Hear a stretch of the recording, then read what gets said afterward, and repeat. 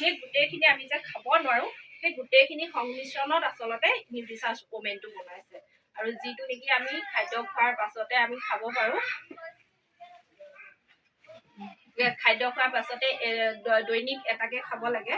আৰু যেতিয়া আমি মাহেকীয়া হৈ থাকোঁ তেতিয়া 3 দিন খাব নালাগে আচলতে।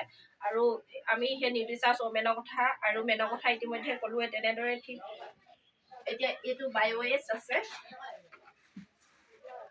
মই এতিয়া বৰ্তমান স্বাস্থ্যৰ ওপৰতে কথাখিনি কৈ আছোঁ, পিছত আৰু 2টা পইণ্ট আছে বাৰু। নিউট্ৰিচাৰ্জ বায়'এছ আছে যি নেকি লিভাৰক সুৰক্ষা কৰে আচলতে। আমাৰ লিভাৰটোৱে মেইন নহয় জানো? লিভাৰটো বেয়া হ'লে আমি খাদ্য খাব পাৰোঁ জানো, বা আভোক লাগিব বা কিবা লাগিব। এতিয়াতোতো ফেটি লিভাৰ বুলি যিটো কয়, ফেটি লিভাৰটোতো চবৰে থাকে।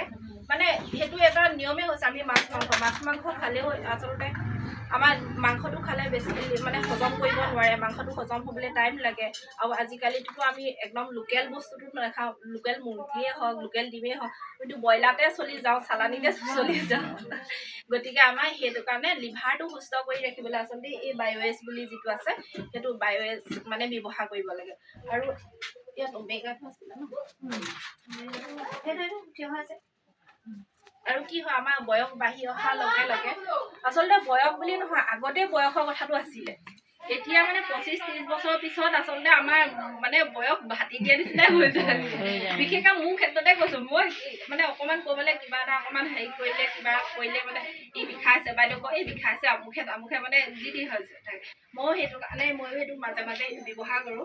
নিউট্ৰিচাৰ্জ ভেজ ওমেগা হয়, যি নেকি জইণ্ট মানে গাঁঠিৰ বিষ বা যিকোনো ক্ষেত্ৰত মাংসপেশীৰ কাৰণে উপযোগী আচলতে। মাংসপেশী বিষ হয় বা গাঁঠিৰ বিষ হয়, সেই ভেজ ওমেগা বুলি এটা আছে, সেইটো খাব পাৰে মানে ৰেগুলাৰ। আচলতে এতিয়া মই যিখিনি দেখাইছোঁ সেইখিনি যে এনি টাইম খাই থাকিব লাগিব সেইটো কথা নহয়। মানে যিটো সময় আমিতো পিয়াহ লাগিলে, ভোক লাগিলে সেইখিনিতহে গম পাওঁ। আমাৰ শৰীৰটোৱে বোলে পিয়াহ লাগিছে, সেইটোতহে গম পাওঁ, ভোক লাগিছে সেইটোতহে গম পাওঁ। কিন্তু কি হয়,